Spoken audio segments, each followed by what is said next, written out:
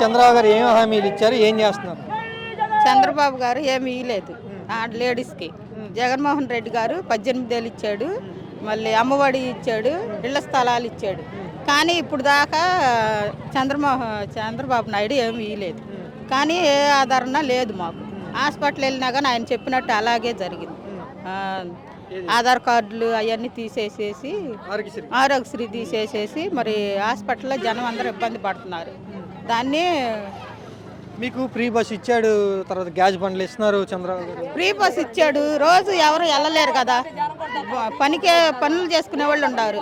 వాళ్ళకి ఏమన్నా కావాలిగా, పనులు చేసుకునే వాళ్ళకి ఏదన్నా కానీ ఆదరణగా ఉండాలిగా. మీకు 18,000 ఇస్తానని హామీ ఇచ్చారు చంద్రబాబు గారు, 1,500 ఇస్తానని. అది ఇవ్వాలంటే డబ్బులు లేవు, అప్పులు పాలైపోయాం, జగన్ అప్పులు చేసి వెళ్ళిపోయాడు అని అంటున్నారు. అప్పులు చేసి వెళ్ళిపోయారంటే అది మాకెలా తెలిసిద్ది? వాళ్ళు చూసుకోవాలి. అది మరి అన్న మాట నిలబెట్టాలి కదా. ఇంతవరకు ఏమీ లేదు. మరి 2 ఏళ్ళు అయిపోయింది, ఇంకా 3 ఏళ్ళు ఉంది. చేస్తారనుకుంటున్నారు ఈ 3 ఏళ్ళు అయినా? చేస్తాడా చేయడం మరి మాకైతే తెలియదు, ఆయనే చేయాలి. అది జగన్ గురించి ఏమంటున్నారు? జగన్మోహన్ రెడ్డి గారే రావాలనుకుంటున్నాం మేము.